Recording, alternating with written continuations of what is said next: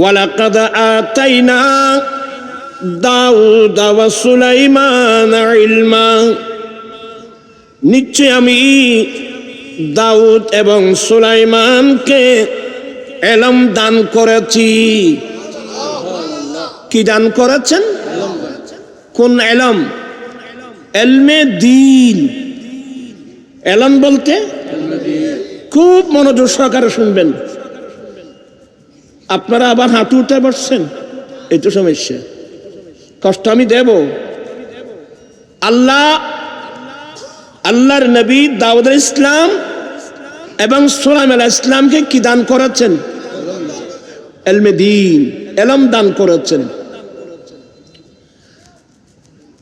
কারণ আমি কিছুক্ষণ আগে বললাম, আমরা যারা মুমিন মুসলমান আছি, আমাদের জন্য সবচেয়ে বড় সম্পদ ইলমে দ্বীন। রাব্বি জিদনি ইলমা। একটু মনোযোগ লাগবে, ব্রেইন লাগবে। আল্লাহ বলেন, হে নবী, এটা নবীকে সম্বোধন করে আমাদেরকে বলছে, হে আমার নবী, মানে হে আমার নবীকে মাননে ওয়ালা কিয়ামত পর্যন্ত যত মুমিন মুসলিম আসবে, তোমরা আল্লাহর কাছে একটা নিয়ামতের জন্য ফরিয়াদ করো। কি? কুল, ফরিয়াদ করুন, রাব্বি জিদনি ইলমা, আল্লাহ তুমি আমার ইলম বাড়িয়ে দাও। কি বাড়িয়ে দাও? ইলম বাড়িয়ে দাও। রাব্বি জিদনি ইলমা, আল্লাহ তুমি আমাকে ইলম বাড়িয়ে দাও, জ্ঞান বাড়িয়ে দাও। ইলম মানে ইলমে দ্বীন। ইলমে দ্বীন অপর নাম ইলমে নাফে।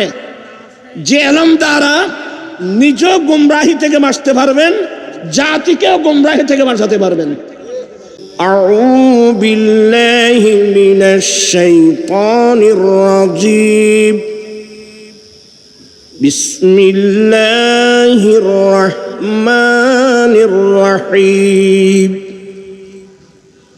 ওয়ালাকাদ আতাইনা দাউদ ওয়া সুলাইমান ইলমা ওয়া ক্বালা আলহামদুলিল্লাহিল্লাযী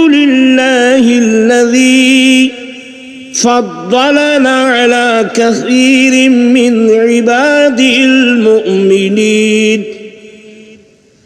وورث سليمان داود وقال يا أيها الناس علمنا منطق الطير وأوتينا من كل شيء إن هذا لهو الفضل المبين وحشر لسليمان جنوده من الجن والإنس والطير فهم يوزعون حتى إذا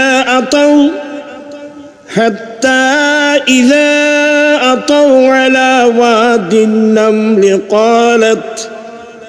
قالت نملة يا أيها النمل ادخلوا مساكنكم لا يأتمنكم سليمان وجنوده وهم لا يشعرون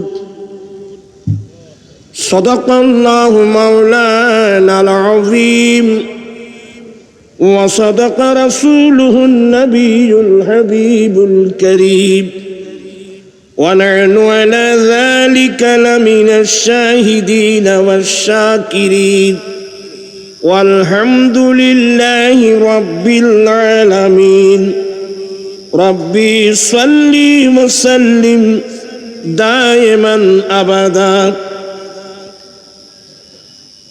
আপনারা কি বিরক্ত হয়ে গেলেন? আজি ঈদ মিলাদুন নবীর, আজি ঈদ মিলাদুন নবীর। বিরক্ত লাগতেছে? আজি ঈদ মিলাদুন নবীর আনন্দ উল্লাসে সারা জগৎ ভরেছে। আজি ঈদ মিলাদ, আজি ঈদ মিলাদুন নবীর, আজি ঈদ মিলাদ,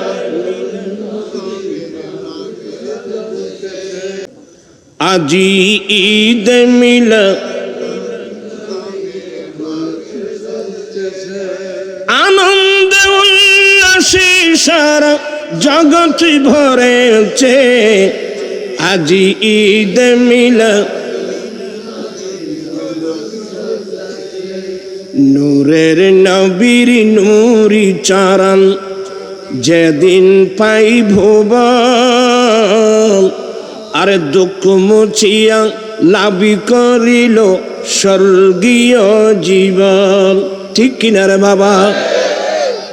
নূরের নবীর নূরি চারণ যেদিন পাইব বল, আরে দুঃখ মুছিয়া লাভি করিল জান্নাতি জীবন। মারা গাছের ডালে ডালে ফুল ফুটেছে। আজি ঈদ মিলাদ, আপনারা সবাই পড়তেছেন না? আজি ঈদ মিলাদ আনন্দ উল্লাসে সারা জগৎ ভরেছে। আজি ঈদ মিলাদ শামসু বলে যে মানুষের জীবনকে সাজায়, আরে দুরুদ সালাম কিয়াম মিলাদ নাতি মুস্তাফা। দুরুদ সালাম কিয়াম মিলাদ। আপনারা আমাকে একটু হেল্প করুন। শামসু বলে যে মানুষের জীবনকে সাজায়, আরে দুরুদ সালাম কিয়াম মিলাদ নাতে মুস্তাফা। সেই মানুষের বুকে আল্লাহ আরশ করেছে। আজি ঈদ মিলাদ, আজি ঈদ মিলাদ আনন্দ উল্লাসে সারা জগৎ ভরেছে।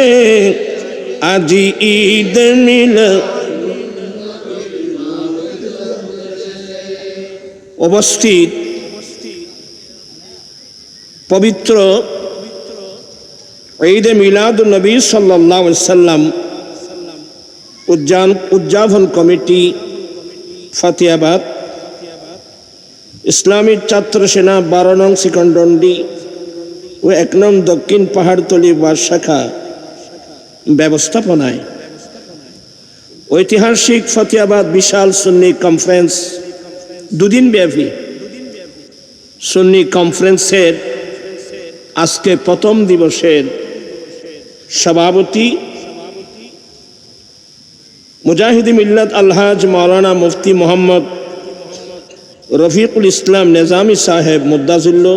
আজকের মাহফিলের উদ্বোধক হাফেজ মাওলানা সৈয়দ মোহাম্মদ ইসমাইল। ডানে বামে অসংখ্য উলামায়ে আহলে সুন্নাত, এলাকার সমাজসেবক, বুদ্ধিজীবী, আইনজীবী, রাজনীতিবিদ, সর্বস্তরের মুসলিম জনতা, রেহমানি ওয়া রাহিমাকুমুল্লাহ তাআলা। মহান রব্বুল আলামিনের দরবারে লাখো কোটি শুকরিয়া। এটা বড় ফিতনা ফাসাদের সময়, যে সময়ের মধ্যে মানুষের ঈমান রক্ষা করা, আমল চরিত্র ঠিক রাখা খুবই কষ্টকর।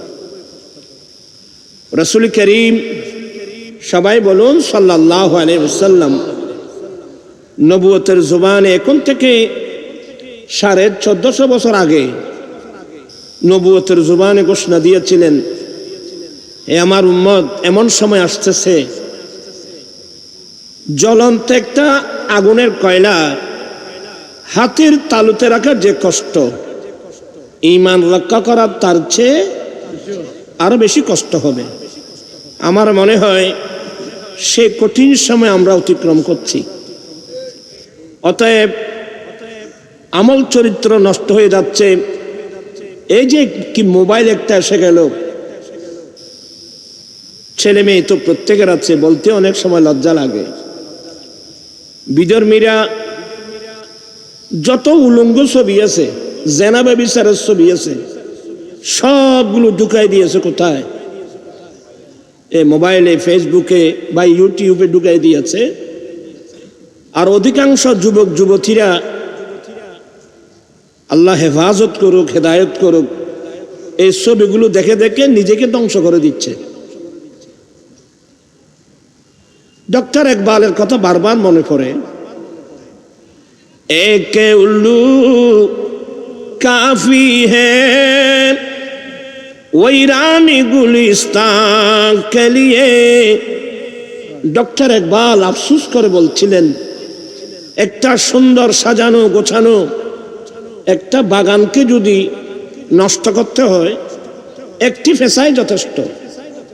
উল্লু বুঝেন? উল্লু ফেসা। একটা সুন্দর সাজানো গোছানো বাগানকে যদি নষ্ট করতে হয়, একটা ফেসাই যথেষ্ট।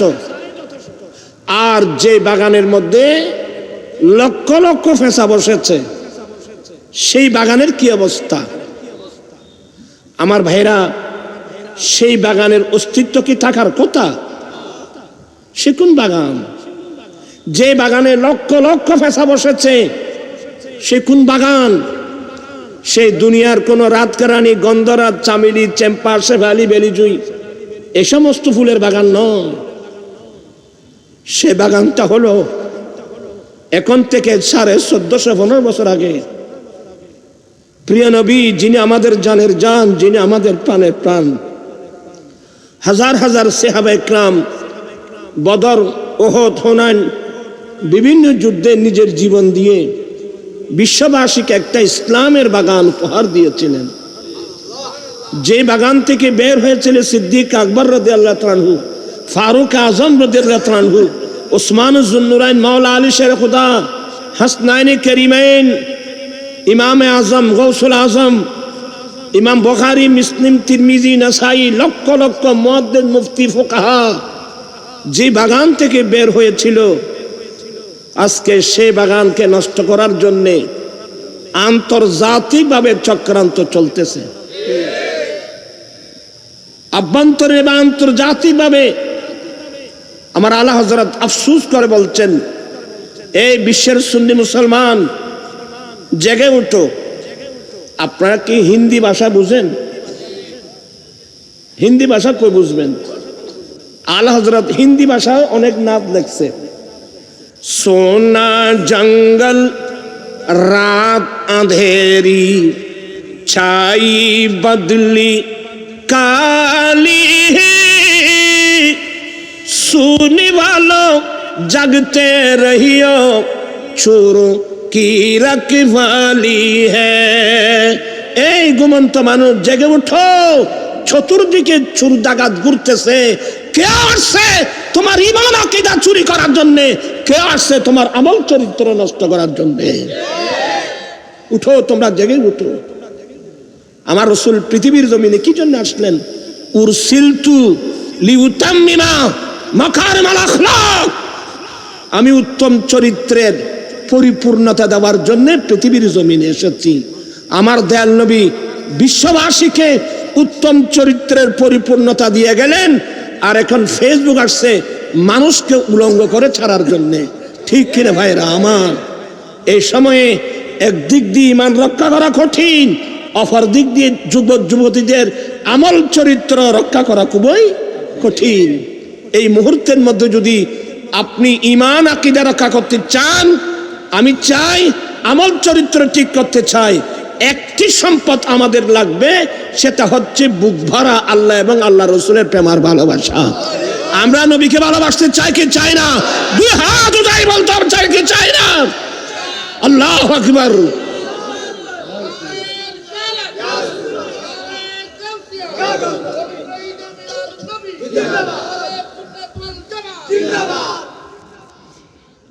কয়টা বাজে এখন? আমার ভাইরা মোহাব্বত করে একটা সূরার তাফসীর করার বলছেন, এটার নাম সূরাতুন নামল। কোরআনে পাকের মধ্যে একটা সূরা আছে, এই সূরার নাম কি? নামল। সূরাতুন নামলের তাফসীর করার জন্যে এটা তো একটা অসম্ভব বিষয়। তো নামল সম্পর্কে এই সূরার মধ্যে যেখানে আয়াত আছে, আমি কয়েকটি আয়াত আপনাদের সামনে নিয়ে আসলাম। তরজমা ধরনের তাফসীর না, এটা তরজমার মতো মনে করেন। আমি এদিক সেদিক না গিয়ে সরাসরি দিকে যাই। আল্লাহ বলেন, ওয়ালাকাদ আতাইনা দাউদা ওয়া সুলাইমানা ইলমা। আমার আল্লাহ কুদরতুল জুবানে বলেন, এবং নিশ্চয় আমি দাউদ এবং সুলাইমানকে ইলম দান করলাম। সুবহানাল্লাহ। দাউদ আলাইহিস সালাম আল্লাহর একজন নবী, সুলাইমান আলাইহিস সালাম উনিও আল্লাহর একজন কি? নবী। ওই সূরার মধ্যে আছে, ওয়া ওয়ারিসা সুলাইমানু দাউদা। দাউদ আলাইহিস সালাম আল্লাহ যাকে একটা জবুর কিতাব দিয়েছিলেন, আসমানি কিতাবের, 4টা বড় বড় কিতাবের মধ্যে একটা জবুর কিতাব। তো দাউদ আলাইহিস সালামের 19 জন আওলাদ। আপনার মতো বিরক্ত হয়ে যাচ্ছেন এই তো? দাউদ আলাইহিস সালামের 19 জন ছেলে, তন্মধ্যে একজন হলেন সুলাইমান আলাইহিস সালাম। এই সুলাইমান আলাইহিস সালাম দাউদ আলাইহিস সালামের ওয়ারিস হয়েছেন। এই দুজন বিষয়ে আল্লাহ বলছেন, ওয়ালাকাদ আতাইনা দাউদা ওয়া সুলাইমানা ইলমা। নিশ্চয় আমি দাউদ এবং সুলাইমানকে ইলম দান করেছি। কি দান করেছেন? কোন ইলম? ইলমে দ্বীন। ইলম বলতে খুব মনোযোগ সহকারে শুনবেন। আপনারা আবার হাঁটু উঠে বসছেন, এই তো সমস্যা। কষ্ট আমি দেব। আল্লাহর নবী দাউদ আলাইহিস সালাম এবং সুলাইমান আলাইহিস সালামকে কি দান করেছেন? ইলমে দ্বীন, ইলম দান করেছেন। কারণ আমি কিছুক্ষণ আগে বললাম, আমরা যারা মুমিন মুসলমান আছি, আমাদের জন্য সবচেয়ে বড় সম্পদ ইলমে দ্বীন। রাব্বি জিদনি ইলমা। একটু মনোযোগ লাগবে, ব্রেইন লাগবে। আল্লাহ বলেন, হে নবী, এটা নবীকে সম্বোধন করে আমাদেরকে বলছে, হে আমার নবী, মানে হে আমার নবীকে মাননে ওয়ালা কিয়ামত পর্যন্ত যত মুমিন মুসলিম আসবে, তোমরা আল্লাহর কাছে একটা নিয়ামতের জন্য ফরিয়াদ করো। কি? কুল, ফরিয়াদ করুন, রাব্বি জিদনি ইলমা। আল্লাহ তুমি আমার ইলম বাড়িয়ে দাও। কি বাড়িয়ে দাও? ইলম বাড়িয়ে দাও। রাব্বি জিদনি ইলমা। আল্লাহ তুমি আমাকে ইলম বাড়িয়ে দাও, জ্ঞান বাড়িয়ে দাও। ইলম মানে ইলমে দ্বীন। ইলমে দ্বীন অপর নাম ইলমে নাফে। যে ইলম দ্বারা নিজ গুমরাহি থেকে বাঁচতে পারবেন, জাতিকেও গুমরাহি থেকে বাঁচাতে পারবেন। আমার নবী বলেন, ইদা, আপনারা কিন্তু দিয়েছেন, আমি কি করব? ইদা মাতাল ইনসানু ইনকাতা আনহু আমলুহু ইল্লা মিন সালাসা, ইল্লা মিন সাদাকাতিন জারিয়া আও ইলমিন ইউনতাফাউ বিহি আও ওয়ালাদিন সালিহিন ইয়াদউ লাহু। উম্মত, মানুষ যখন মারা যায়, মানুষের আমল বন্ধ হয়ে যাবে। ঠিক কিনা রে বাবা? আপনারা মাহফিলে আসছেন, মারা গেলে আসতে পারবেন? মারা যাওয়ার সাথে সাথে আমল কি বন্ধ হয়ে যাবে। কিন্তু 3 প্রকারের মানুষ মৃত্যুর পরেও তার আমলনামা কিয়ামত পর্যন্ত চালু থাকবে।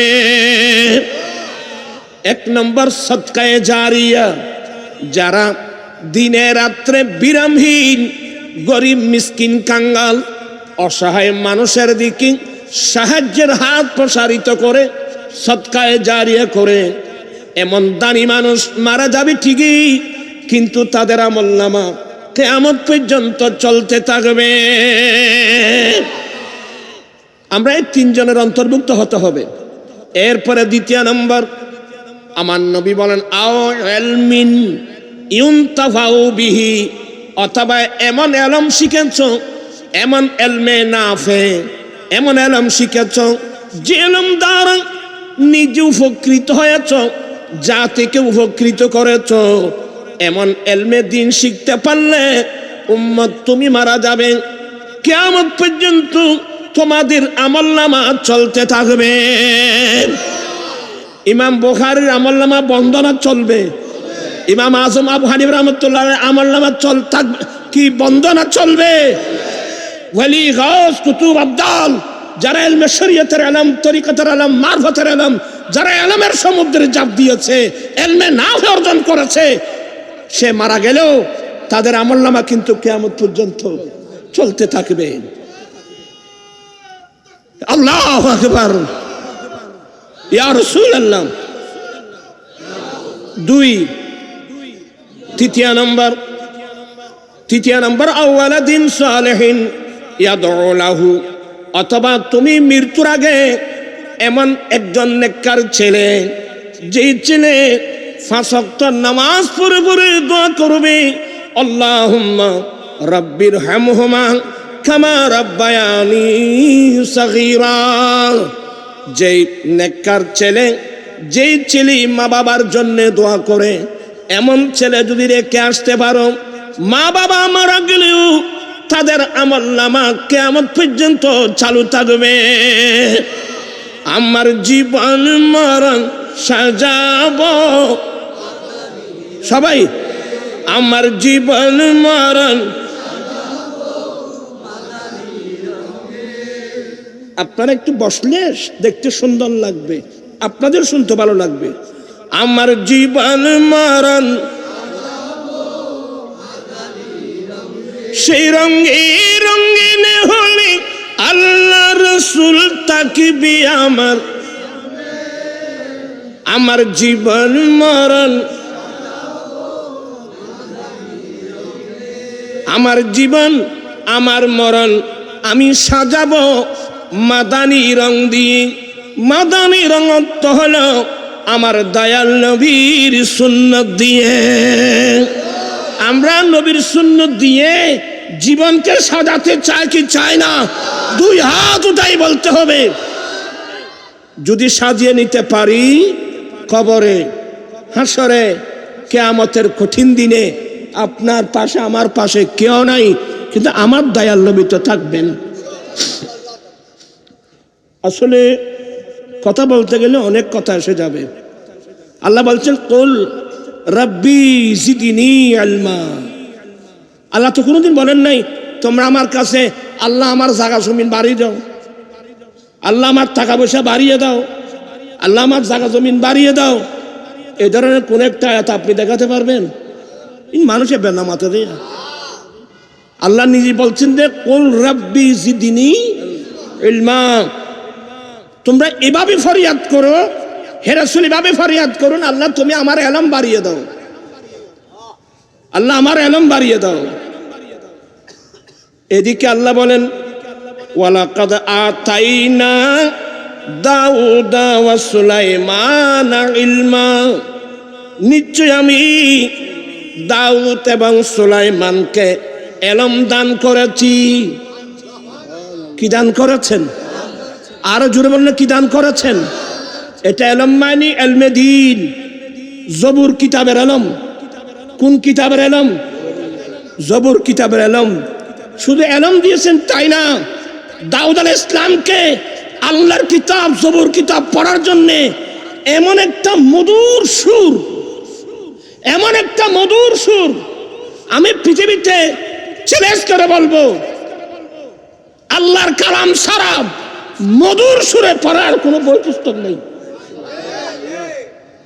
দাউদ আলাইহিস সালাম যখন জবুর কিতাব তেলাওয়াত করতেন, দাউদ আলাইহিস সালামের জবুর কিতাবের সুরে সমুদ্রের মাছগুলো সমুদ্রের কাছায় কাছায় চলে আসতো।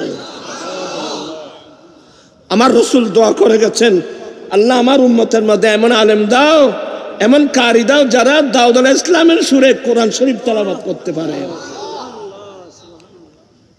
কোরআন শরীফ আপনি সুন্দর সুর দিয়ে কোরআন পড়বেন, পৃথিবীতে আর সুন্দর সুর আছে কোথায়?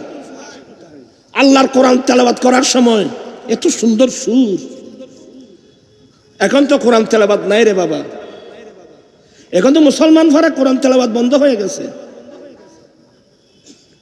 আমি এই আয়াতের তাফসীরের আলোকে আল্লাহ বলছেন, আমি নিশ্চয়ই দাউদ এবং সুলাইমানকে আমি কি দান করেছি? ইলম দান করেছি। আমরা আল্লাহর কাছে ফরিয়াদ করব, আল্লাহ আমাদেরকে মাহবুব নবীর উসিলায় আল্লাহ তুমি আমাদেরকে ইলমে দ্বীন দান করো, ইলমে নাফে নসিব করো।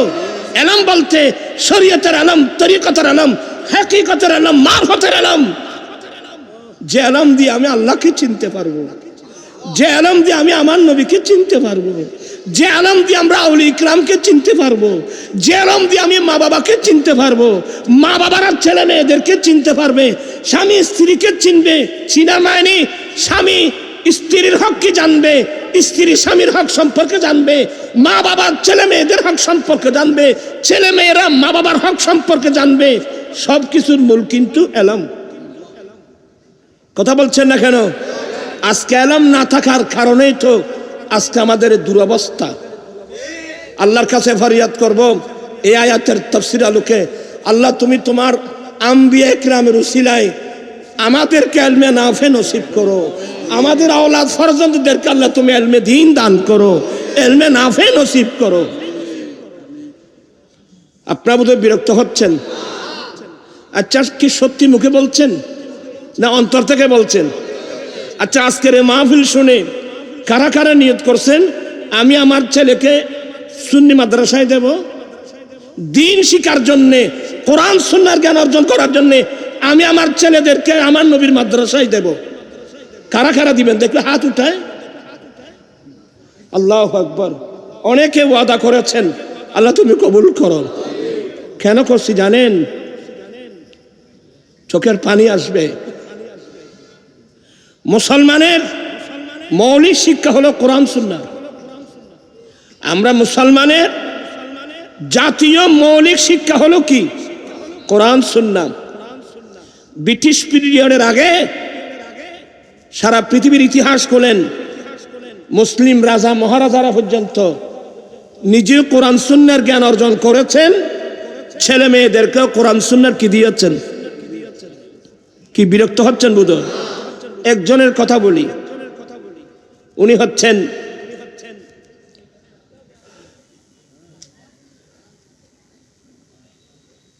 মামুনুল খলিফা হারুনুর রশিদ। নাম শুনছেন তো আপনারা? খলিফা হারুনুর রশিদ, ওনার ছেলে মামুনুর রশিদ। আমি কিন্তু কিছু কথা বলবো, আপনারা খুব মনোযোগ, এই তাফসীরের আলোকে। ওই যুগে কিছু দুষ্ট মৌলবী ছিল, দুষ্ট মৌলবী প্রত্যেক যুগে ছিল।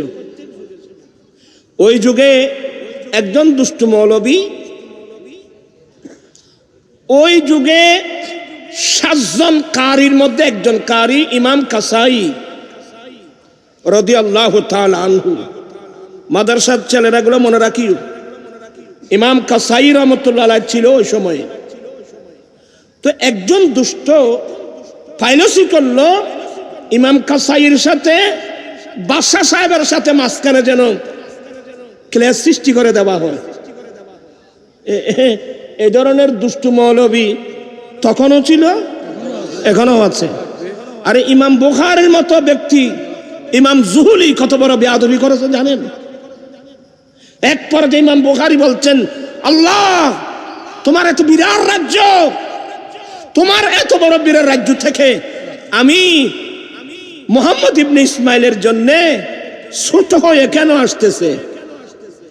তোমার রাজ্য তো বিরাট, আমার জন্য তোমার এই দেশটা ছোট হয়ে কেন আসতেছে? সিজদায় গিয়ে বলছে, আল্লাহ আমার জন্য রাষ্ট্রটা যখন ছোট হয়ে গেল, এই সিজদার মধ্যে আল্লাহ তুমি আমাকে তোমার কাছে নিয়ে যাও। ইমাম বুখারীর ইন্তেকাল হয়ে গেছে, ইন্না লিল্লাহি ওয়া ইন্না ইলাইহি রাজিউন। এই ছেলে তোমরা এভাবে করতেছো কেন? আমাকে আমার সিস্টেমে কথা বলতে দাও। আপনারা কি বিরক্ত হচ্ছেন? তো ওই একজন দুষ্ট ব্যক্তি সে চিন্তা করলো যে বাদশার সাথে ইমাম কাসাইর মধ্যে কিভাবে ক্লেশ সৃষ্টি করা হয়। এখানে আরেকটা কথা মনে রাখি, যুগে যুগে ইতিহাস প্রমাণ করে যারা বাতের ফেরকার মৌলবী, যারা বদমজহাব, যারা বাতিল ফেরকার মৌলবী, এরা বাদশার দরওয়াজায় ঘুরে, মন্ত্রী মিনিস্টারের পিছনে পিছনে ঘুরে। কিন্তু একমাত্র আহলে সুন্নাত ওয়াল জামাত এমন একটা দল, আমরা দুনিয়ার কোন মন্ত্রী মিনিস্টারের পিছনে পিছনে আমরা ঘুরি না। আমাদেরকে দেখতে পাবে গৌসে পাকের দরবারে, গরিব নওয়াজের দরবারে, ইমাম বুখারীর দরবারে। আমরা দুনিয়ার কোন মন্ত্রী মিনিস্টারের পিছনে পিছনে তৎকালীন যুগ থেকে পর্যন্ত কোন যুগে কোন কালে আহলে সুন্নাত ওয়াল জামাতের মতাদর্শী মানুষ কোন মন্ত্রী মিনিস্টারের পিছনে পিছনে ঘুরে না। কারণ মন্ত্রী মিনিস্টাররা কিভাবে চলে জানেন? আপনারা মনে কষ্ট নেবেন, আমি জানি। আমি একটা বই পড়েছি, বিরাট এক বই, নাম মালিশ। মানুষ এই বইয়ের নাম কি? আমি বললাম কি রে এত বড় বই, মালিশ নাম কি? চর্মরোগের মলম। এই বইটা পরে দেখলাম মেম্বার চেয়ারম্যান কিভাবে ফার্ম দেয়, টিএনও ডিসিকে কিভাবে ফার্ম দেয়, মন্ত্রী মিনিস্টার প্রধানমন্ত্রীকে কিভাবে মালিশ করে। মানে গোটা দেশটা চলতেছে ফালিশ আর মালিশের উপর। এখানে কোন আইন কানুন বলতে কিছু নেই। একটা দল পাবেন আহলে সুন্নাত ওয়াল জামাত। আমরা গরিব, আমরা মিসকিন, আমরা মুস্তাফার সুন্নাত মতে চলার চেষ্টা করি। দোয়া করে যাব আল্লাহ যেন আমরা মুস্তাফার দরওয়াজায় যেন আমরা ঘুরতে পারি, চলতে পারি। 2 দিনের দুনিয়া, আমি আছি কয়দিন বাবা? আমার বাবা কই, আমার দাদা কই, আমার নানা কই? কোটি কোটি মানুষ কবরস্থানে এতিমের মতো পড়ে আছে। এখন বর্তমান সাবেক প্রধানমন্ত্রীকে নিয়ে এখন তো সবাই চিন্তিত, উনি কোথায় আছে? আইসিইউতে আছে। সবাইকে সেই আইসিইউতে যেতে হবে বাবু, কেন কেউ থাকবে না ভাবিয়া করিও কাজ, করিয়া ভাবিও না। আল্লাহ আমাদেরকে মাহবুব নবীর দামান ধরে থাকার তৌফিক দান করুন। আচ্ছা, যে দেরি হয়ে যাচ্ছে আপনাদের কষ্ট হবে বাবা। বলতে চেয়েছিলাম ওই ইমাম কাসাই রহমতুল্লাহর সাথে বাদশাহ হারুনের মাঝখানে কিভাবে ক্লেশ সৃষ্টি করা যায়।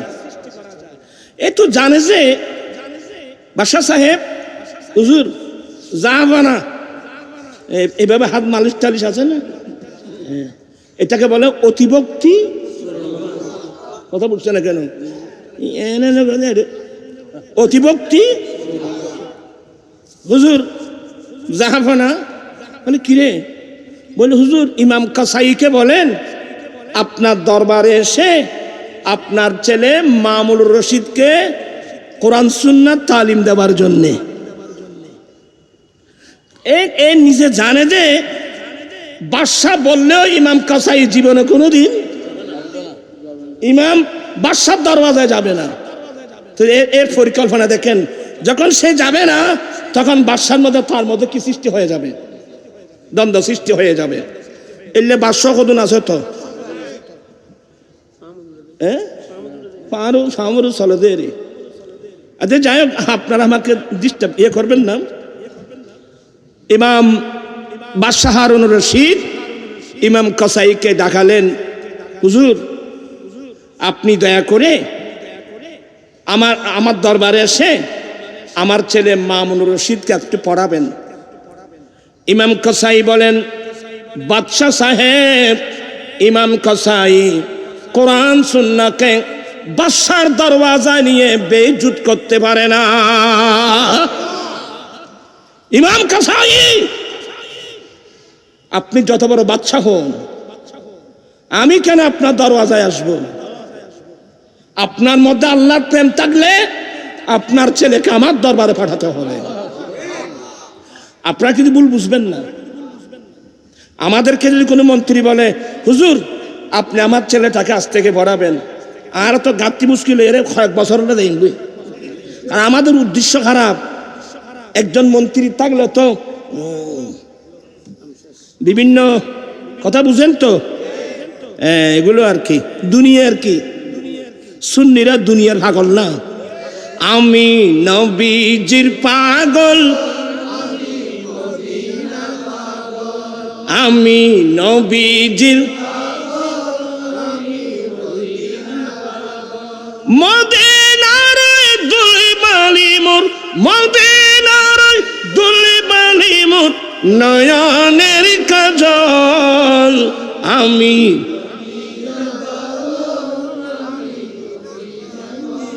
কি আপনারা কি জাগ্রত হয়েছেন? আমি পজিশন আনতে হবে, তার না তো বুঝবেন না। বলুন, আমি নবীজির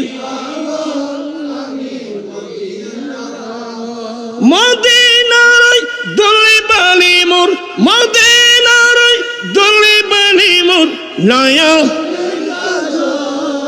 আমি নবী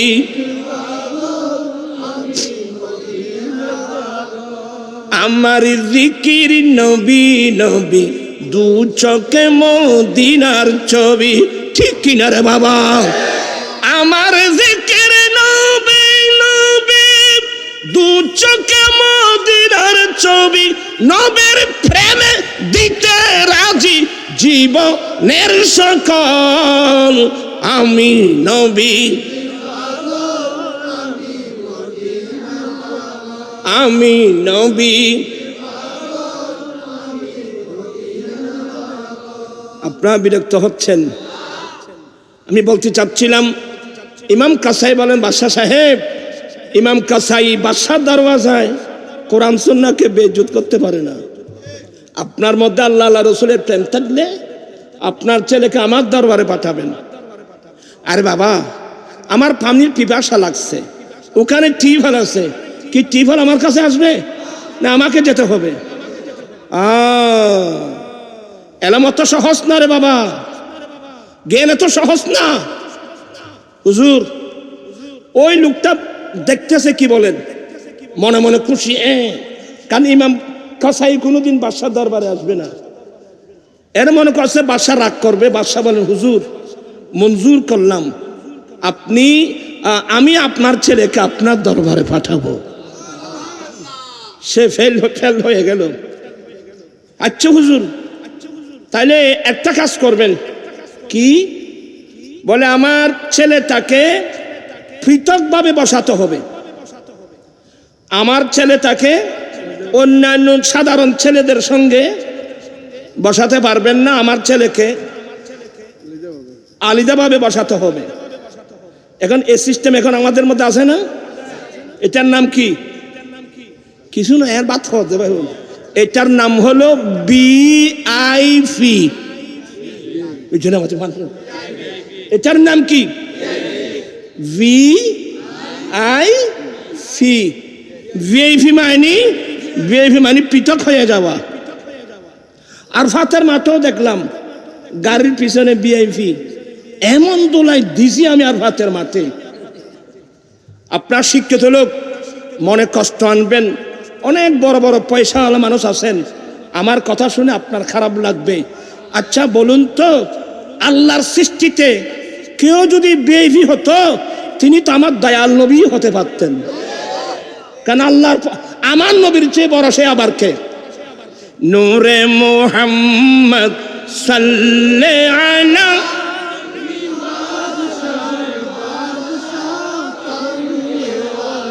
নূরে মোহাম্মদ সাল্লাল্লাহু আলা তুমি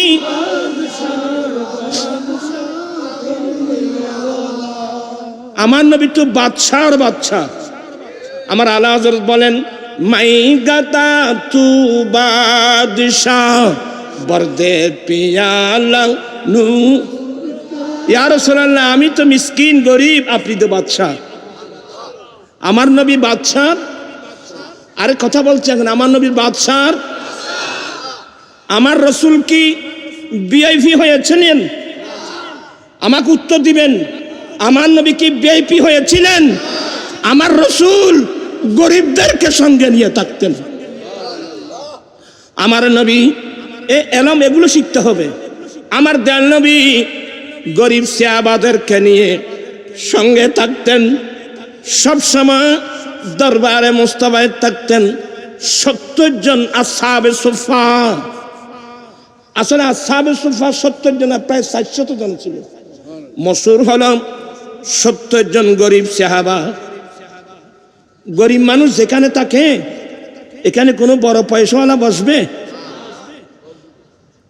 হিন্দু ধর্মের মধ্যে মনু মানুষকে 4 ভাগে ভাগ করছে, ব্রাহ্মণ, ক্ষত্রিয়, বৈষ্ণব, শূদ্র। আর মনু আইন করছে বৈষ্ণব এবং শূদ্র তাদের ধর্ম মতে একেবারে নির্মবংশের মানুষ, নির্মবংশের মানুষ বিদায় বৈষ্ণব শূদ্র যেখানে থাকবে ওখানে কোনো ব্রাহ্মণ বসবে না। এই বিশ্বের মানুষ ভালোবাসা কাকে বলে, মানবতা কাকে বলে, ইসলাম ধর্মের মধ্যে আসতে হবে। ঠিক কিনা ভাইরা আমার? আমার নবী বাদশার বাদশা। নবীর দরবারে থাকতেন কয়জন? আরে কথা বলছেন না কেন? কেমন গরিব মানুষ! ইমাম সোহাইলি বলেন এরা এমন গরিব ছিল, কাপড় উপরে টানলে নিচের দিক থেকে খুলে যেত, একটু নিচু করলে দুপুরের বেলায় কোথায় খাবে জানতেন না, রাতের বেলায় কোথায় খাবে জানতেন না। লিল ফুকারাইল্লাযীনা উহসিরু ফি সাবিলিল্লাহ, এরা ফকির, এরা গরিব মিসকিন, আত্মনিয়োগ দিয়েছেন দরবারে মুস্তাফায় থাকবো, দিন শিখবো। আমার ভাইরা আমার, সাবজেক্ট এটাই। আল্লাহ দাউদ আলাইহিস ইসলামকে, সুলাইমান ইসলামকে কি দিয়েছেন? কথা বলছেন, কি দিয়েছেন? আমার নবীকে কি দিয়েছেন? আমার নবীকে আলম দিয়েছেন। আর রহমান আল্লামাল কোরআন ওয়া আল্লামাকা মা লাম তাকুন তা'লাম ওয়া কানা ফাদলুল্লাহি আলাইকা আযীমা। আল্লাহ বলেন ইন্না আতাইনাকাল কাউসার। আজকের মাহফিল থেকে প্রাণ পিস্তাই ভাইদেরকে বলবো, বড় সম্পদ কি নাম? ইলমে দ্বীন। কি বললাম বাবা? দুনিয়া দিয়ে কি করবেন? আচ্ছা ধরে নেন আপনি হাজার হাজার কোটি টাকার মালিক, ধরে নেন আপনি বড় বড় ফ্যাক্টরির মালিক, ধরে নেন ফাজারু গাড়ির মালিক, ধরে নেন অনেক অনেক সম্পদের মালিক, হাজার হাজার মানুষ আপনার জুতা বহন করার জন্য দৌড়তেছে, কিন্তু মনে রাখতে হবে আপনি যতই কিছু করুন মেমোরিতে রাখতে হবে, হায়াতের বাজেট যখন শেষ হবে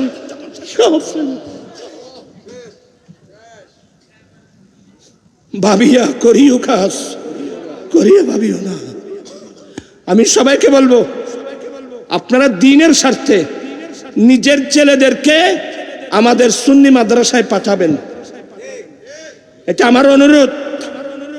আজকে মাদ্রাসা টিম হয়ে গেছে, টকশুতে বসে বসে কিছু মুসলমানের নেতা নেত্রী আলেমদেরকে ঘৃণা করে।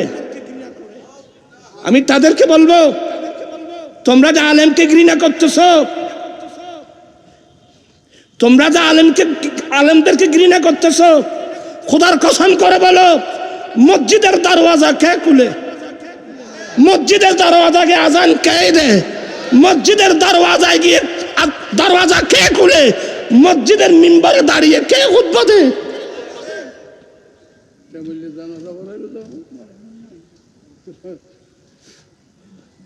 আপনি ঘৃণা করছেন। আজকে আমাদের অন্তর্বর্তীকালীন সরকারের প্রধানকে? আপনাদের কি ভয় লাগে কথা বলতে? কে?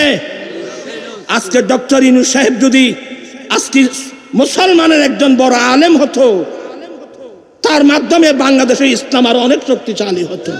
ঠিক আজকে যারা প্রভাবশালী, সমাজে বুক ফুলিয়ে কথা বলতে পারে, এই ফ্যামিলির ছেলে তো মাদ্রাসায় নাই রে বাবা। সবাই ইহুদি নাসারা নিয়ে গেছে, ব্রিটিশ ধ্বংস করে দিয়েছে আমাদেরকে। আজকে যে সমাজে যারা বুক ফুলিয়ে কথা বলবে, প্রায় ছেলে তো নিয়ে গেছে স্কুল, কলেজ, ইউনিভার্সিটিতে। মাদ্রাসা, কয়েকটা মাদ্রাসা আছে মাত্র, ওখানে ছেলে পাঠিয়েছি। দরিদ্র ফ্যামিলির ছেলে, ব্রেনের দিক দিয়ে দুর্বল, অর্থের দিক দিয়ে দুর্বল, এই দুর্বল ফ্যামিলির ছেলে এখন মাদ্রাসায়। কোরআন শরীফটা একটা বিজ্ঞান, কোরআন শরীফটা একটা কি? আপনার মার্কেটে গেলে একটা বই নিবেন, বিজ্ঞান না কোরআন। ভাই মোহাম্মদ নুরুল ইসলাম উনি বাংলা ইংরেজির পাশাপাশি আল্লাহর কোরআন নিয়ে যখন স্টাডি করলো, সে দেখতে পেল কোরআন শরীফের ফার্স্ট টু লাস্ট আগা গোড়া বিজ্ঞান। উনি মন্তব্য লিখছেন বিজ্ঞান না কোরআন। আর পারলে আরেকটা বই নিবেন, বৈজ্ঞানিক মুহাম্মদ সাল্লাল্লাহু আলাইহি ওয়াসাল্লাম, আল্লাহর পরে সবচেয়ে বড় বৈজ্ঞানিক আমার নবী।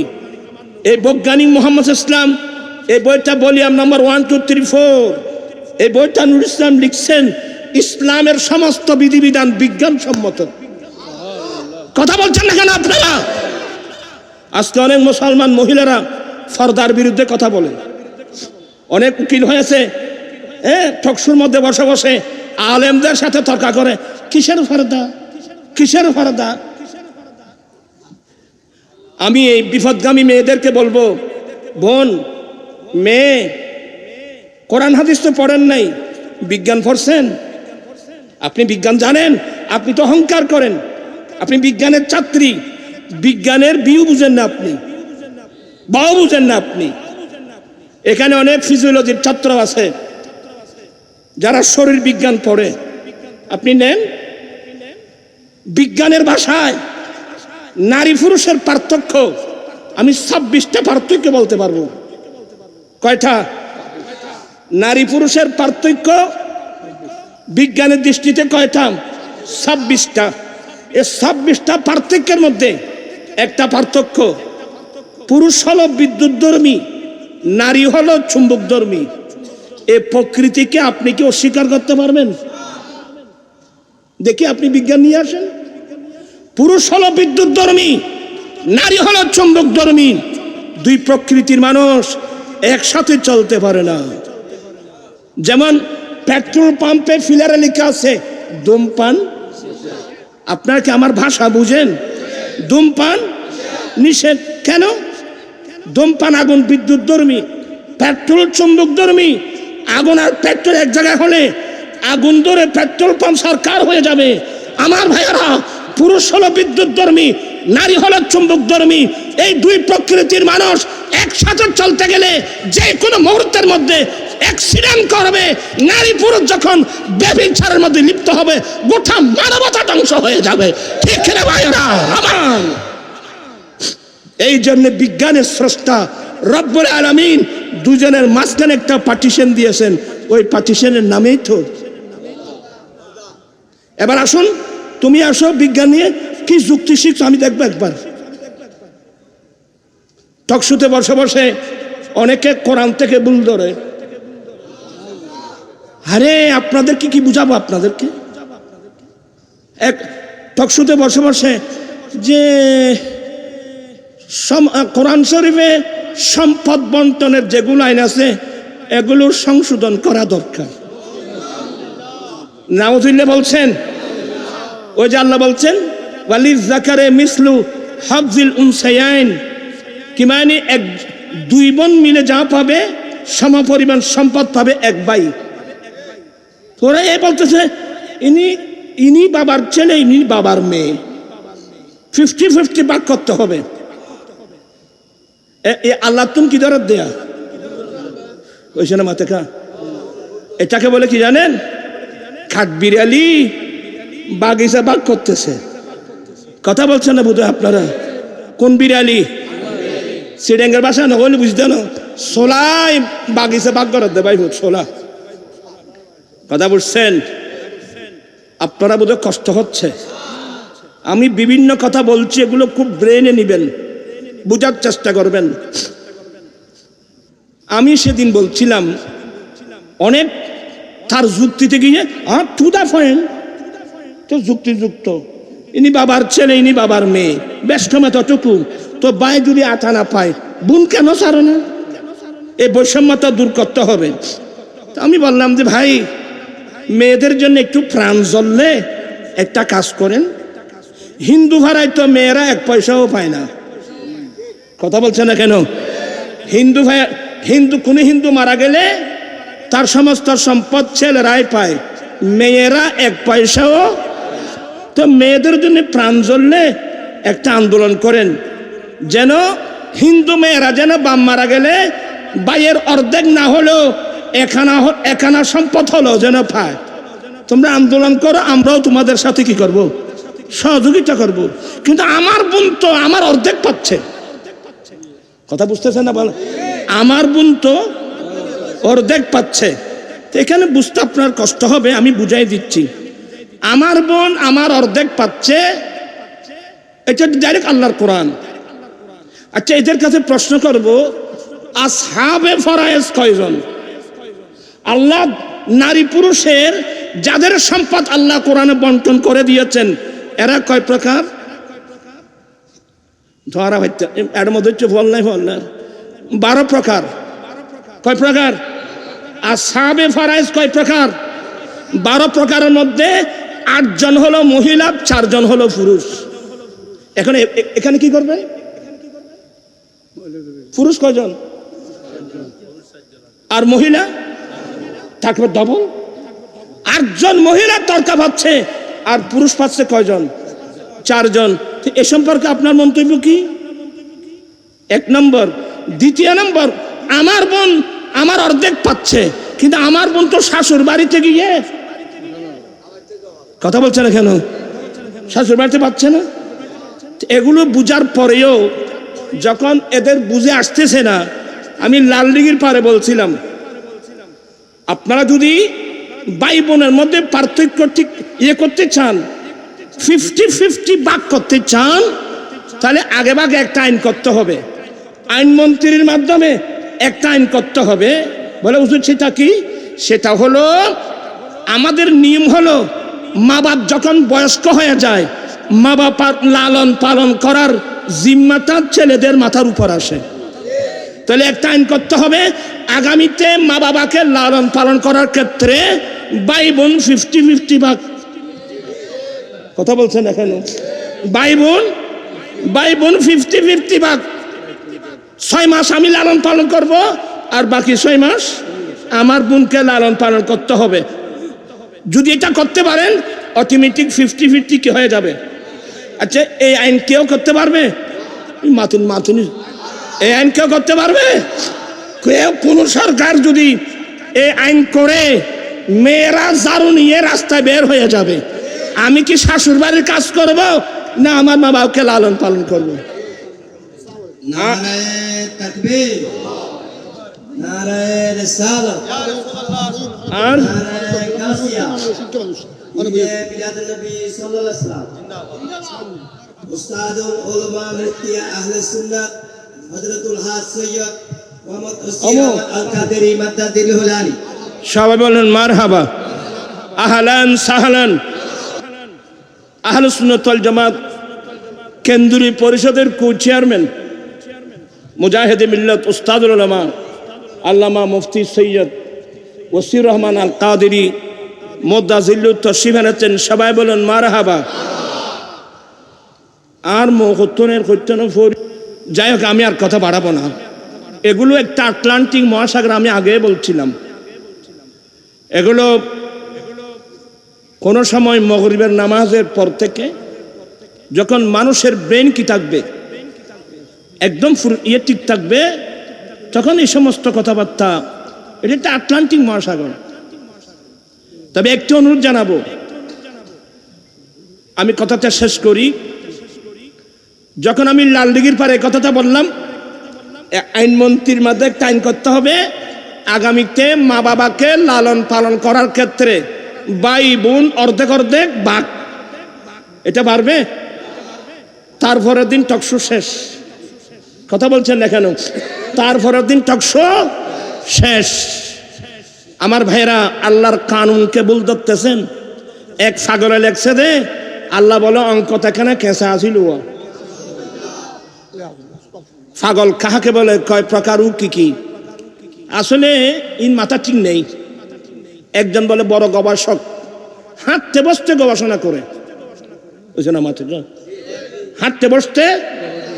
আসলে এদেরকে আল্লাহর পক্ষ থেকে মার দিতে হবে, মার দিলে সঠিক জিনিসটা বুঝে আসবে। একজন বড় গবেষক রাস্তা দিয়ে হাঁটতেছে, চমনি রাস্তার মাথায় যখন গেল, বিরাট এক আম গাছ, আম গাছের নিচে মিষ্টি লাউ বা তরমুজ ক্ষেত। সে ওখানে গিয়ে একবার আম গাছের দিকে তাকায়, একবার তরমুজ ক্ষেতের দিকে বা মিষ্টি লাউর দিকে তাকায়। অনেকক্ষণ গবেষণার পরে বলে এগুলো অযৌক্তিক। আল্লাহর খামিন কি অযৌক্তিক? তখন নিতে ঠসা কেন? বলে যুক্তি বলতেছে গাছ যখন বড় ফল বড়, গাছ ছোট হলে, এখন এত বড় আম গাছ, এত ছোট একটা আম, গাছের নিচে লতা, কনিষ্ঠ আঙ্গুলের মতো একটা লতা, মিষ্টি কুমড়া দেখছ কত বড়। এইগুলো সব অযৌক্তিক। আল্লাহ বুঝো, তাই মাইক দিলি বুঝিবি, দেন বুঝদিন। আল্লাহ বলছেন, একটা কাঁচা ফাঁকনা আমসি রে, তার মাথার উপর ফল, মাথা তো চুল নাই, গবেষণা করতে করতে চুল শেষ, ঠাস করে ফেললো, মা গো মা, চিৎকার দিয়ে মাথা ফেটে গেল। অনেকক্ষণ একবার চুপচাপ, আওয়াজ নাই। অনেকক্ষণ পরে যখন হুঁশ আসলো, আল্লাহ আমি ভুল করেছি, আমি বুঝি না, তওবা করতেছি, তুমি ঠিক করছো। বলে এখন কেন বুঝিনি? কদে মারিবে না, খালি তুমি বুঝতেন। আমার যুক্তি মোতাবেক বড় গাছে যদি বড় ফল হতো, এখন আমসিরি পর্যন্ত আমি মারতা ফাড়িলে বাঁচিয়েছি, এ তরমুজ পান আমি তো যদি আম গাছ তুমি ভরতু, এত না তোমার ও খবর মতো পাল্লা যেত। মার দিলে তারপর বুঝে আসবে। প্রাণ পিছনে ভাইরা, বিভিন্ন ধরনের ষড়যন্ত্র শুরু হয়ে গেছে। আল্লাহর কানুন নিয়ে, নবীর সুন্নত নিয়ে, বিভিন্ন জিনিস নিয়ে অনেক ষড়যন্ত্র শুরু হয়ে গেছে। আমার কথাটা শেষ করে দিচ্ছি। মামা আসছেন, ওনার মূল্যবান বক্তব্য আছে। ইমাম কাসাই রহমতুল্লাহর কথা বলছিলাম। আমার নবী কাদের, যদি আল্লাহর পরে কেউ যদি বিএপি পার্সন হতো, এক নম্বর আমার রসুল হতেন। আমার রসুল থাকতেন কাদের সঙ্গে? শুধু গরিবদের সঙ্গে না। আল্লাহুম্মা আহিনি মিসকিনা ওয়া আমিতনি মিসকিনা ওয়া হাশুরনি ফি জুমরাতিল মাসাকিন। মওলা, আমাকে দরিদ্র অবস্থায় রাখিও, দরিদ্র অবস্থায় ইন্তেকাল দিও, কিয়ামতের মাঠে দরিদ্র মানুষের সঙ্গে হাসর করিও। উঁচু নিচু নাই বিদাবেদ, সব সমান ভুল প্রভেদ। আদম হাওয়া হতে পয়দা, আদম হাওয়া হতে পয়দা। এই শরণ রাখি এখন মধুর বাণী নিয়ে এলো মরুর। আমি সবাইকে দুই হাত করে জুড়ে করে বলবো, আপনারা যারা পয়সাওয়ালা মানুষ, আপনারা যদি ভিআইপি হয়ে গরিবের কাতার ফেরে চলে যান, এই দরিদ্র মানুষের দরিদ্রতার কষ্ট কারা অনুভব করবে? কিভাবে দরিদ্রতা যাবে? আসুন, কোটিপতিওয়ালা, হাজার কোটি টাকার মালিক, টাকার বস্তা নিয়ে গরিবের কাতারে আসুন। এই কনকনে শীতের মৌসুমে একটু গরিবদের পাশে থাকেন। এমন ছেলে আছে টাকার অভাবে একটা সুইটার কিনতে পারে। আমার রসুল কি শিক্ষা দিলেন? আমরা কোথায় গেলাম? এলমে দ্বীন না থাকার কারণে আজকে কি পরিবেশ সৃষ্টি হয়ে গেল। আমাদের অনেক ছেলেরা কক্সবাজার হোটেল বুক দিয়েছে, লক্ষ টাকার বান্ডিল নিয়েছে, বন্ধু বান্ধব নিয়ে ঘুরবো, কক্সবাজার বালিচর টাকাগুলো উড়াই আসবো। আমি বিনয়ের সাথে বলবো, বাবা কক্সবাজারের বালিচরে গিয়ে তোমার কোনো লাভ নাই। 1 লক্ষ টাকার বান্ডিল নিয়ে তুমি একটা চট্টগ্রাম মেডিকেলে যাও, তুমি একবার চট্টগ্রাম মেডিকেলে যাও। চট্টগ্রাম মেডিকেলের নিচতলা থেকে উপরতলা পর্যন্ত একবার যাবে, একবার ঘুরে আসবে, দেখবা শত শত নারী পুরুষ স্বামী স্ত্রীকে নিয়ে, স্ত্রী স্বামীকে নিয়ে ডাক্তারের প্রেসক্রিপশন নিয়ে বসে বসে খাচ্ছে, ওষুধ কিনবার পয়সা নাই।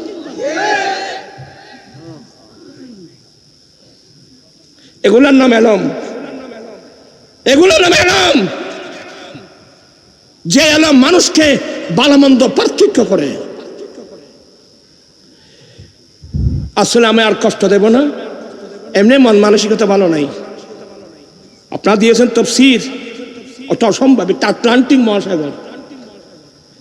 ইমাম কাসাই বলেন, বাদশা বলছে হুজুর আরেকটা জিনিস, আমার ছেলেকে পৃথকভাবে বসাতে হবে, অন্যান্য ছেলেদের সাথে বসাতে পারবে না।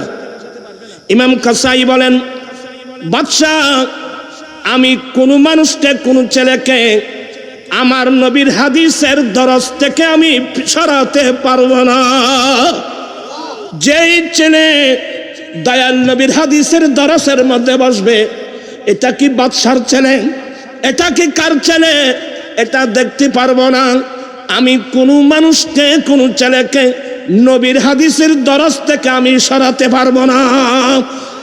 আপনি যদি আপনার মধ্যে আল্লাহ রাসূলের প্রেম থাকে, আপনার ছেলেকে আমার সঙ্গে যারা দরজের মধ্যে বসবে, আপনার ছেলেও তাদের সাথে বসতে হবে। হুজুর এটা মেনে নিলাম, খুব মনোযোগ, এগুলোর নাম এলম, এগুলো মেনে, আচ্ছা যা মেনে নিলাম হুজুর, তবে আরেকটা কাজ করতে হবে। কি হুজুর? আমার ছেলের সবকটা আগে নিতে হবে, আমার ছেলের সবকটা আগে নিতে হবে। ওই বিআইপি ইমাম কাসাই বলছেন, বাদশা সাহেব ক্ষমা করবেন, আমি পারবো না। আপনার ছেলের সিরিয়াল যখন আসবে, তখন আপনার ছেলে থেকে আমি সবক নেব। হুজুর 3টা শর্ত মেনে নিলাম, আমি আমার ছেলেকে আপনার দরবারে পাঠাবো। আজকে সেই মুসলিম জাতি কোথায় আমরা? যাও, ইমাম কাসাই রহমতুল্লাহ আলাইহি কুররায়ে সবার মধ্যে একজন, এটা ইমাম মুহাম্মদ রহমতুল্লাহ আলাইহি রাফাল খালতো ভাই ইমাম কাসাই রহমতুল্লাহ আলাইহি পড়াচ্ছেন। আপনারা তো বিরক্ত হয়ে গেলেন যে মামা আসছেন, বকলা বক্তব্য হবে, পড়াচ্ছেন। তো যখন পড়াচ্ছেন, একদিন ইমাম বাদশাহ হারুনুর রশিদ কোথাও যাচ্ছিলেন, তখন দেখতেছেন দূর থেকে ইমাম কাসাই উযু বানাচ্ছেন, নিজের ছেলে উযুর পানি ঢেলে দিচ্ছে। কোথায় চলে গেল সেই আসমত? বাদশাহ অনেকক্ষণ দাঁড়িয়ে তামাশা দেখছিলেন। উযু বানাচ্ছেন, ইমাম কাসাই উযু বানাচ্ছেন, ইমাম মামুনুর রশিদ পানি ডালতেছে। অনেকক্ষণ দেখার পর ওই মৌলবী বলে, আজিয়ে ভাই হুজুর রে, এই ধরনের আছে তো। কোন ওস্তাদ যদি কোন একজন ছেলেকে বেদ দিয়ে মারে, এনে গোষ্ঠীটি ব্যঙ্গে মুলুরি মারিবেন না। এখন তো সরকার আইন করে দিয়েছে বেদ মারিতে কেন, অথচ দরবুসিবিয়ান কাল মাইফিল বুস্তান, একজন ছেলেকে ছেলের মতো গঠন করার জন্য তাকে মারা মায়নি, বাগানের মধ্যে পানি ডালা। এখন তো পরিবেশ নষ্ট হয়ে গিয়ে ভাই, খারাপ ওয়াজ এলমে দিন ওয়াজিং করছেন। বাবা বলতে চেয়েছিলাম, ওরা বলে হ্যাঁ আজকে বাদশা পেয়েছে। অনেকক্ষণ দেখার পরে বাদশাহ হারুনুর রশিদ ওখানে গেলেন, হুজুরকে সালাম দিলেন। সালাম দেওয়ার পর হুজুর ওয়ালাইকুম সালাম বললেন, নিজের ছেলে মামুনুর রশিদকে ঠাস করে একটা থাপ্পড় মারলেন। বেয়াদব, আমি তো অনেকক্ষণ দেখতেছি তুমি এক হাতে ওস্তাদের পায়ে পানি ঢালতেছো, আল্লাহ কি তোমাকে হাত একটা দিয়েছে? আরেকটা কোথায়? তুমি এক হাতে পানি ঢালতে, আর এক হাতে ওস্তাদের পা পরিষ্কার করে দিতে। এরাই পাবে এলমে দ্বীন। এরাই পাবে শরীয়তের আলম, তরিকতের আলম, হাকিকতের আলম, মারফতের আলম। অলিকুল সম্রাট আমার গৌসে পাক বাগদাদ গেলেন, ওনার প্রথম শেখ হাম্মাদ দাব্বাস রাদিয়াল্লাহু তাআলা আনহু। হ্যাঁ, শীতের মৌসুম, দিজলা নদী পার হচ্ছে, হাম্মাদ দাব্বাস গৌসে পাককে ধাক্কা দিয়ে দিজলা নদীতে ফেলে দিল। আচ্ছা, এই যুগে হলে কি অবস্থা হতো? আমার গৌসে পাক বলেন, সেদিন আমি সাঁতরিয়ে কুলে উঠতে আমার অনেক কষ্ট হয়েছে। আমার যখন ফেলে দিল, আমার সঙ্গীরা দৌড় দিয়েছে। হাম্মাদ দাব্বাস বলেন, এই ফেলছি আমি, উঠানে ওয়ালে তুম কন হো? আমি ফেলেছি, উঠানে ওয়ালে তোমরা কারা? থেমে গেল, আমি ফেলছি। গৌসে পাক বলছেন, সেই সমুদ্র থেকে উঠতে আমার মনে হচ্ছে আমার হাড় থেকে মাংস জুদা হয়ে গেছে। অনেক কষ্ট হয়ে যখন আসলাম, হুজুর বলছেন, আব্দুল কাদের বাবা, আমি তোমাকে অনেক বড় কষ্ট দিয়েছি। আমার গৌসে পাক কি বলছিলেন?